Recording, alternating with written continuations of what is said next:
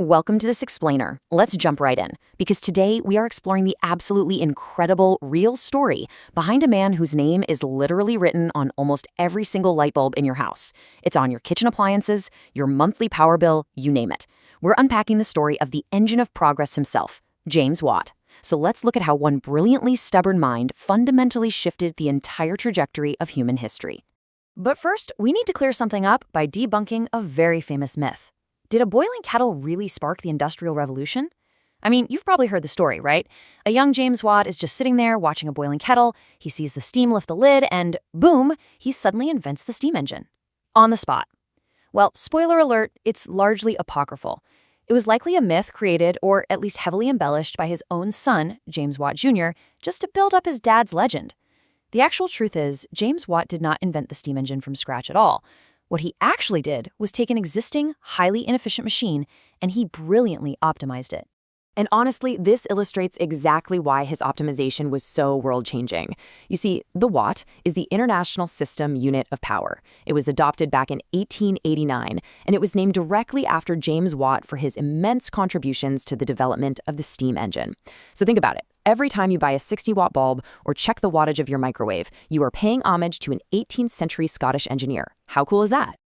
Okay, here's our roadmap for this explainer. First, we'll look at the man behind the watt. Then we'll dive into the steam engine problem, moving on to a spark of genius, the perfect partnership beyond the steam engine, and finally, powering the modern world.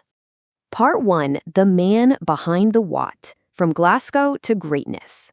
So born in 1736 in Scotland, young James was this sickly youth, but he had an incredibly gifted mathematical mind. He decided to avoid his family's shipping trade and became an instrument maker instead. And that specific path led him to a massive, pivotal moment in 1757. He was so skilled at restoring a batch of astronomical instruments that 3 professors actually offered him the chance to set up a small workshop right inside the University of Glasgow. Now, this wasn't just a workspace. This was a true intellectual incubator. Here, he was rubbing shoulders with some of the absolute greatest minds of the Scottish Enlightenment, becoming friends with heavyweights like the physicist Joseph Black and the famous economist Adam Smith. Part 2. The steam engine problem. The inefficient Newcomen. Fast forward to 1763. Watt gets asked to repair a model of a Newcomen steam engine that belonged to the university. Now, these engines had been pumping water out of mines for nearly 50 years at this point, but they were incredibly inefficient. Through his experiments, Watt realized this clunky old machine was wasting about 3/4 of its thermal energy. 3/4!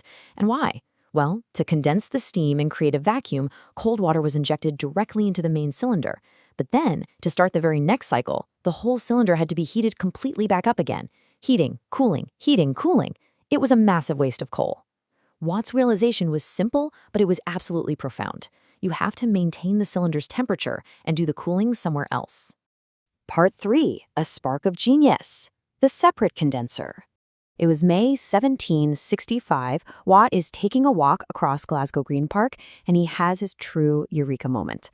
He realized that if he caused the steam to condense in a completely separate chamber attached to the piston, he could keep that main cylinder constantly hot by wrapping it in a steam jacket. And by implementing this separate condenser and the steam jacket, Watt didn't just marginally tweak the engine. No, he created a machine that was eventually up to 5 times as fuel efficient as the older Newcomen engine. 5 times. Put that in perspective for a second. In the energy-hungry landscape of the early Industrial Revolution, a 5x efficiency boost was literal gold. But as we know, genius does not immediately equal success. Just look at the agonizing gap between 1765, when he conceived the condenser, and 1775. For a solid decade, Watt struggled. His initial financial backer went bankrupt, and worse, Watt just couldn't figure out how to machine a perfectly airtight piston cylinder with the incredibly crude metallurgy of the day. By 1773, he was completely out of funds. In fact, he was forced to totally sideline his inventing and work as a surveyor and civil engineer for 8 long years just to survive. Part 4, the perfect partnership. Boulton and Watt. Then, in 1775, things finally shifted.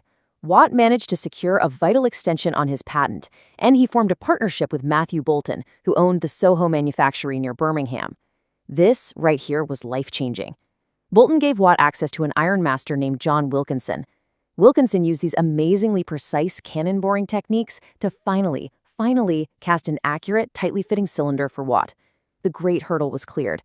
But here's the fascinating part about Watt. Even as his technology was succeeding, the man himself really struggled. He actually confessed in a letter that he would rather face a loaded cannon than settle an account or make a bargain. He was this brilliant engineer, sure, but a deeply anxious businessman. He hated negotiating, he constantly worried about finances, and he suffered from depression and those exact same severe nervous headaches from his youth.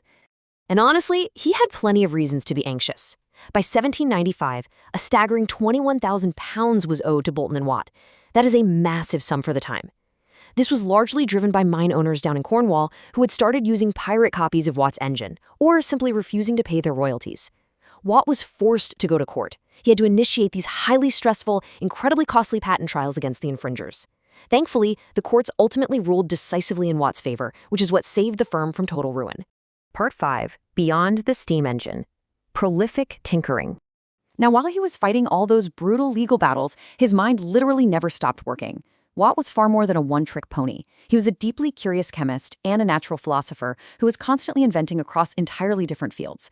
Just to give you a rapid-fire idea of how versatile he was. First, to get her onto patent on the simple crank, he devised the sun and planet gear. This converted his engine's up and down motion into rotational power, which suddenly allowed steam to power mills and weaving factories. Second, the centrifugal governor. This was an elegant mechanism that automatically regulated the engine speed so it wouldn't just run away. Third, a letter copying press. He actually figured out how to physically transfer ink through thin paper to make copies of documents, an invention so wildly successful it was a staple in offices well into the 20th century. And fourth, he even worked out a chemical process to bleach textiles using chlorine. The sheer breadth of his problem solving is just astounding. Part 6. Powering the Modern World. The Legacy. So after decades of this relentless innovation, James Watt semi-retired in 1800 as a very wealthy man. He passed his massively successful business and the new Soho foundry down to his sons. He spent his final years comfortably tinkering away in a garret workshop at his home before he passed away in 1819 at the age of 83. And despite his lifelong anxieties and his absolute dread of business, he was profoundly respected by his peers. Lord Liverpool, the Prime Minister of the UK at the time, even remarked that a more excellent and amiable man in all the relations of life, I believe, never existed.